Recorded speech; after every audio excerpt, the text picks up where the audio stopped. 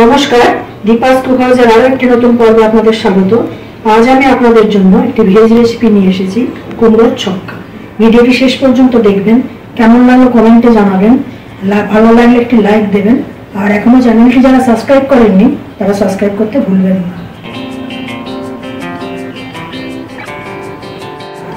কুমড়োর ছক্কা করার জন্য আমি 500 গ্রাম কুমড়ো নিয়েছি।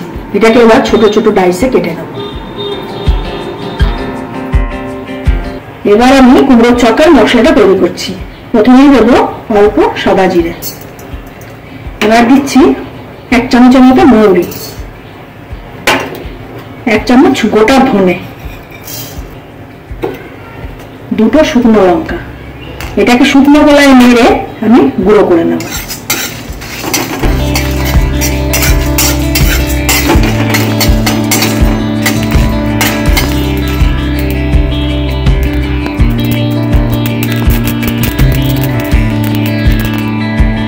মশলা ভাজাটা ঠান্ডা হয়ে গেছে, এটাকে এবার আমি গুঁড়ো করে নিচ্ছি।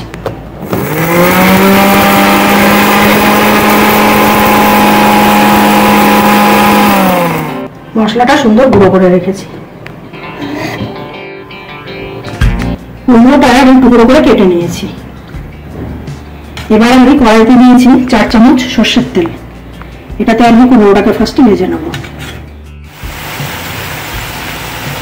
কুমড়োটা এরকম লাল করে ভেজে নিতে হবে, না হলে তরকারিতে কুমড়ো গলে যাবে।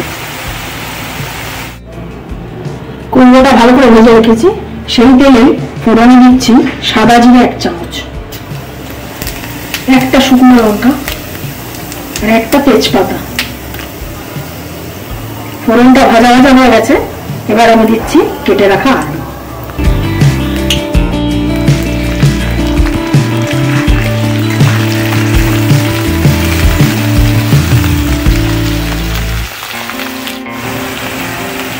আলুটা ভালো করে ভাজা হয়ে গেছে, এবার দিচ্ছি আন্দাজ মতো হলুদ, আন্দাজ মতো নুন, জিরের গুঁড়ো 1 চামচ, লঙ্কার গুঁড়ো 1 চামচ। এটা অল্প জল দিয়ে কষিয়ে নেব।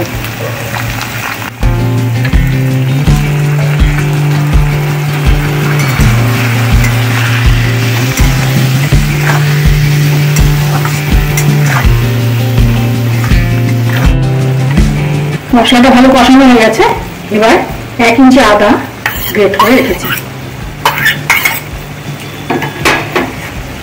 কিছু ছোলা দিচ্ছি, ভেজানো ছোলা, 4 ঘন্টা ভিজিয়ে রাখা ছোলা।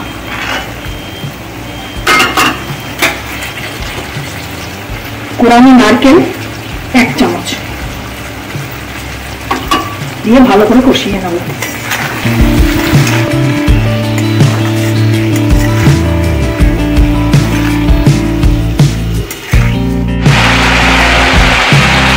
অল্প জল দিয়ে ঢাকা দিয়ে দেব।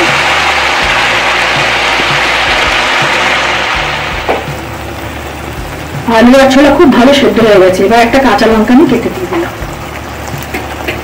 এবার এর মধ্যে ভেজে রাখা কুমড়োটাকে দিয়ে দেব।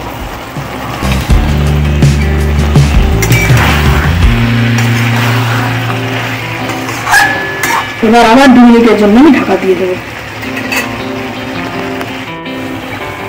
সবকিছু ভালো করে সেদ্ধ হয়ে গেছে, এতে দিচ্ছি ছোট্ট 1 চামচ চিনি। এটা আপনারা স্কিপ করতে পারেন। আর যে মশলাটা গুঁড়ো করে রেখেছিলাম সেই মশলাটা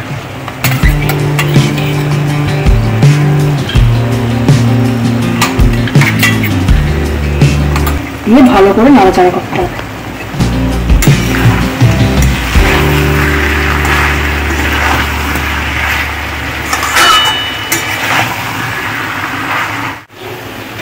তৈরি হয়ে গেল অত্যন্ত সুস্বাদু কুমড়োর ছক্কা।